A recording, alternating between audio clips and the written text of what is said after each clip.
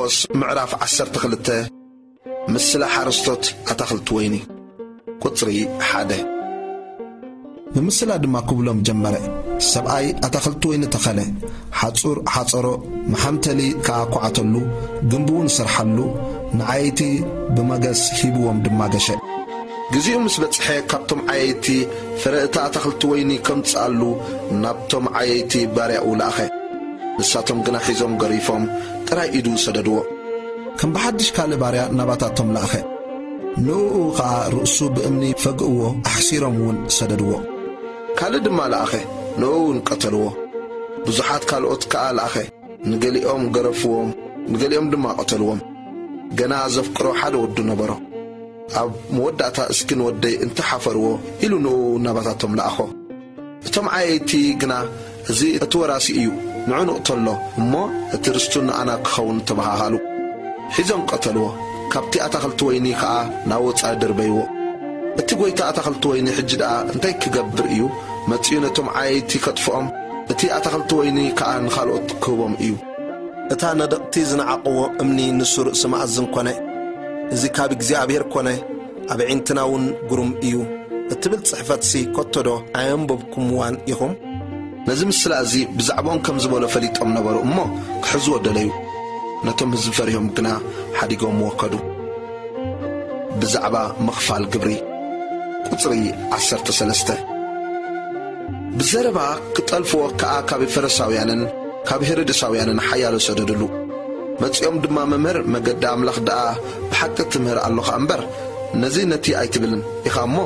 ገጽ ሰብሪ ኢኻ ዘይተዳሉ ሓቀኛ ምዃንካ ንፈልጥ ኣሎና ንቄሳር ግብሪ መሃብሲ ተፈቒዱ ድዩ ወይስ ኣይፋሉን ንሃብዶ ኣይንሃብ በልዎ ኢየሱስ ግብዝነኦም ፈሊጡ ስለምንታይ ትፍትኑኒ ኣለኹም እቲ ዲናር ክርእዮ ኣምጹለ ይበሎም ኣምጹሉ ንሱ ከዓ እዚ ስእሉን ጽሕፈቱን ናይ መን እዩ በሎም ንሳቶም ናይ ቄሳር በልዎ ኢየሱስ ከዓ እምበኣርሲ ናይ ቄሳር ንቄሳር እቲ ናይ ኣምላኹን ንኣምላኽ ሃቡ ኢሉ መለሰሎም ብኡ ድማ ገረሞም ብዛዕባ ትንሣኤ ሙታን ቁጽሪ 18 ትንሣኤ የልቦን ዝብሉ ሰዲቃውያን ከዓ ናብኡ መጹ ከምዚ ኢሎም እውን ሓተትዎ መምህር ሓዉ ዝሞቶ ዘበሎ ውሉድ ከይወለደ እውን ሰበይቱ እንተሓደገ ነታ ሰበይቱ እቲ ሓዉ ይውረሳ እሞ ንሓዉ ዘርኢ የቁመሉ ኢሉ ሙሴ ጽሓፈልና 7 ኣሕዋት ነበሩ እቲ ቀዳማይ ሰበይቲ ኣእተወ ውሉድ ከይሓደገ ከዓ ሞተ እቲ ካልኣይ ድማ ወረሳ ሓድጊ ከይሓደገ እውን ሞተ እቲ ሳልሳይ ከዓ ከምኡ 7ኦም ከዓ ሓድጊ ኣይሓደጉን ድሕሪ ኩሎም ድማ እታ ሰበይቲ ሞተት 7ኦም ኣእትዮምዋ ነይሮም እዮም እሞ ብትንሣኤ ምስ ተንስኡስ ሰበይቲ መኖም ክትከውን እያ ኢየሱስ ከዓ መጽሓፍቲ ኮነ ወይስ ሓይሊ ኣምላኽ ሰኣን ምፍላጥኩም ደይኮንኩምን እትስሕቱ ዘለኹም ካብ ሙታት ምስ ተንስኡስ ከም መልእክቲ ኣምላኽ ኣብ ሰማያት እዮም ዝኾኑ እምበር ኣየእትውን ኣይተኣታትውን እዮም ብዛዕባ ሙታት ከም ዝተንስኡኸ ኣብ መጽሓፍ ሙሴ ኣምላኽ ኣብቲ ኣሻኽ ቁጥቋጥ ኣነ ኣምላኽ ኣብርሃምን ኣምላኽ ይስሐቅን ኣምላኽ ያዕቆብን እየ ኢሉ ከም ዝበለዶ ኣየንበብኩምን ኢኹም ንሱ ናይ ህያዋን ኣምላኽ እምበር ናይ ሙታት ኣምላኽ ኣይኮነን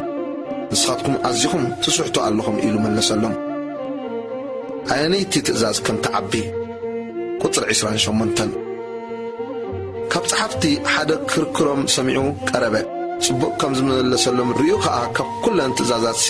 ኣየነይቲ እያ ቀዳመይቲ ኢሉ ሓተቶ ኢየሱስ መለሰ እታ ቀዳመይቲ እዚኣ እያ እስራኤል ስማዕ እግዚኣብሔር ኣምላኽና ንሱ በይኑ እዩ እግዚኣብሔር ንእግዚኣብሔር ኣምላኽካ ብምሉእ ልብኻን ብኩሉ ነፍስኻን ብኩሉ ሓሳብካን ብኩሉ ሓይልኻን ኣፍቅሮ ተቐዳሚት ትእዛዝ እዚኣ እያ